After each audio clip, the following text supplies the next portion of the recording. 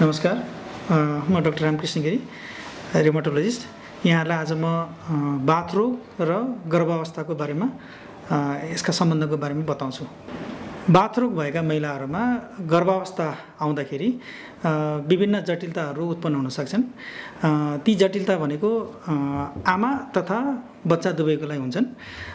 आमाको तर्फबाट चाहिँ गर्भावस्थाको अवस्थामा बाथरोग अझै बल्झिने सम्भावना हुन्छ। त्यो भनेको सिम्पटम्सहरू जति पनि लक्षणहरू थिए ती अरू खराब हुँदै जाने र गर्भावस्थामा औषधि जुन पाए त्यो औषधि दिन नमिल्ने भएको कारणले चाहिँ रोग चाहिँ नियन्त्रणमा ल्याउन गाह्रो हुने, यो चाहिँ आमातर्फको समस्या भयो। बच्चाहरूतर्फ चाहिँ पहिलो कुरो चाहिँ गर्भ तुहिने, मिसक्यारेजेसहरू हुने। यदि बच्चा रहिहाल्यो भने पनि मालफर्मेसन्स, तपाईँको कन्जेनाइटल डिफर्मिटी भन्छ, त्यो बच्चाहरू अपाङ्ग जन्मिने, बच्चाको तौल कम हुने, बच्चा छिटै जन्मिने र तपाईँको प्रिटर्म डेलिभरी भन्छ, त्यो आमाको तर्फबाट चाहिँ त्यो नलीहरू खुम्चिएर त्यो मेम्ब्रेनहरू फुटेर प्रेग्नेन्सीमा धेरै कम्प्लिकेसन ल्याउने, जस्तै एक्लाम्सिया, प्रिक्लाम्सिया भन्ने हुन्छ, प्रेसर बढ्ने सम्भावना यस्तो चाहिँ हुन्छ। गर्भावस्था भएको बेलामा बाथ रोग भएका महिलाहरूले विभिन्न कुरामा ध्यान दिनुपर्ने हुन्छ। पहिलो कुरो त यसले यो बाथ रोगले बच्चालाई गर्न सक्ने हानिका बारेमा बुझ्नु जरुरी हुन्छ। जस्तै तपाईँको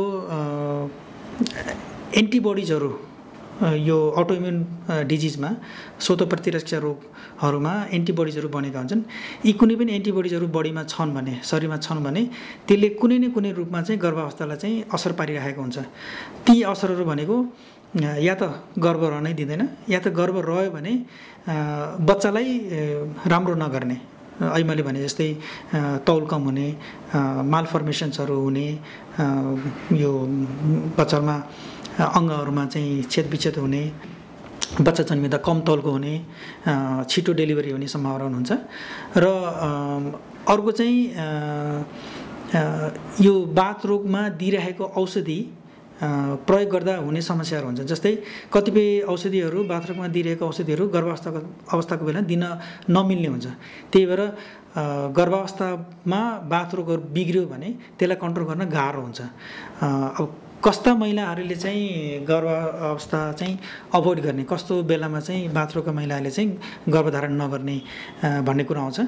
सामान्यतया यदि बाथरोग छ भने गर्भधारण गर्नै नहुने चाहिँ हुँदैन, तर सामान्य यो तपाईँको चाहिँ नियमअनुसार कमसेकम 6 महिनासम्म त्यो बाथरोग चाहिँ एकदमै कन्ट्रोल भएको हुनुहुन्छ, क्वेसन स्टेट भन्छ, त्यो एकदमै रेमिसनमा गएको हुनुपर्छ। त्यसपछि गर्भधारण गर्दाखेरि गर्भावस्थामा त्यो रोगले ल्याउन सक्ने समस्या धेरै नै न्यून हुन्छ र रोगले गर्दा र औषधिले गर्दा बच्चालाई हुन सक्ने हानि चाहिँ एकदमै न्यूनीकरण हुन्छ। गर्भावस्थामा बाथरोग भएका महिलाहरूमा सामान्यतया कुनै पनि एन्टिबडिज भयो भने त्यसले चाहिँ गर्भावस्थालाई यो या अर्को तरिकाले चाहिँ असर गरेको हुन्छ। तीमध्ये 3 थरी एन्टिबडी चाहिँ एकदम महत्त्वपूर्ण छन्।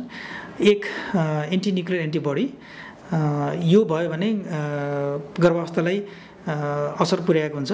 जस्तै रोला भन्ने एन्टिबडिज भयो भने, आमालाई त्यो एन्टिबडी छ भने बच्चालाई कन्जेनाइटल हार्ट ब्लक हुने सम्भावना हुन्छ। त्यही भएर त्यो एन्टिबडिज भएका महिलाहरूले गर्भावस्था हुनुभन्दा पहिला रेमाटोलोजिस्टसँग सल्लाह गरेर कसरी गर्भधारण गर्ने, गर्भधारण गरिसकेपछिको त्यो बच्चालाई हुन सक्ने कन्जेनाइटल हार्ट ब्लकलाई कसरी चाहिँ प्रिभेन्ट गर्ने भनेर सल्लाह गर्नुपर्ने हुन्छ। अर्को एन्टिबडिज जसले चाहिँ गर्भावस्थालाई अलिकति जटिल बनाउँछ त्यो भनेको एन्टिफोस्फोलिपिड सिन्ड्रोम भन्छ। त्यो एन्टिफोस्फोलिपिड एन्टिबडिजले चाहिँ शरीरमा भएका नलीहरू, भेन्स तथा आर्टरीहरूमा चाहिँ क्लट पैदा गरेर रक्त सञ्चालन अवरुद्ध गर्दछ। त्यो भनेको शरीरका कुनै पनि भागमा हुन सक्ने, कुनै पनि अङ्गलाई छुन सक्ने हो। र महिलाको पार्टमा चाहिँ प्लासेन्टा, जो चाहिँ पाठे गरेर बच्चाको बिचको तपाईँको ब्लड सर्कुलेसन हुने अङ्ग हुन्छ, त्यसलाई चाहिँ धेरै नै असर गरेको हुन्छ। र यो कन्ट्रोल गरिएन भने ज्यादातर महिलाहरूमा मिसक्यारेज चाहिँ अवश्यम्भावी नै हुन्छ। त्यही भएर औषधि रेगुलर रूपमा प्रयोग गर्यो र त्यसलाई प्रिभेन्ट गर्ने औषधिहरू गर्यो भने त्यो गर्भावस्था फेरि सफल रूपमा चाहिँ बच्चा जन्माउन सकिन्छ। तेस्रो एन्टिबडिज जो इम्पोर्टेन्ट हुन्छ त्यो भनेको एन्टिथाइरोइड एन्टिबडी। थाइरोइडको एन्टिबडिजले पनि तपाईँको गर्भावस्थामा ठुलो रोल खेलेको हुन्छ। त्यो पोजिटिभ छ भने गर्भावस्थालाई चाहिँ असर गरेको हुन्छ। यदि महिलाको शरीरमा natural killer cells NK cells भन्छ यसमा गडबडी भयो भने त्यसको मात्रा ज्यादा या कम भयो भने पनि त्यसले चाहिँ बीजारोपण हुन दिँदैन। त्यो प्रेग्नेन्सीको इनिसियलमा चाहिँ त्यो जुन भ्रूण हुन्छ महिलाको पाठेघरमा गएर बीजारोपण हुनुपर्ने हुन्छ। त्यो अवस्थालाई चाहिँ एनके सेल्समा भएको डिफेक्टले चाहिँ असर पुर्याएको हुन्छ। सामान्यतया यी जति पनि हामीले कुरा गऱ्यौँ यी कम्प्लिकेसनहरूलाई समयमै उपचार गऱ्यौँ भने यसलाई चाहिँ रोकथाम गर्न सकिन्छ, प्रिभेन्ट गर्न सकिन्छ र गर्भावस्थालाई नर्मल अवस्थामा सञ्चालन गरेर स्वस्थ बच्चा जन्माउन सकिन्छ। तर त्यसका केही तपाईँको कन्डिसन हुन्छन्, केही गिभन कन्डिसन। जस्तै मैले भने जस्तै तपाईँको गर्भ धारण गर्नुभन्दा 6 महिना पहिला रोग चाहिँ एकदमै निम्न एक्टिभ, एकदमै मिनिमल्ली एक्टिभ रिमिसनमा भएको हुनुपर्छ र रेगुलर रूपमा औषधिहरू चाहिँ लिइरहेको हुनुपर्छ र कतिपय चाहिँ मालफर्मेसन्सहरू भएको अवस्थामा चाहिँ हाम्रो स्त्रीरोग विशेषज्ञहरूसँग गएर सल्लाह गरेको हुनुपर्ने हुन्छ। किनभने यो बाहेक अन्य पनि कारणहरू हुन्छन् जसले गर्दा चाहिँ गर्भावस्थालाई चाहिँ असर पुर्याएको हुन्छ।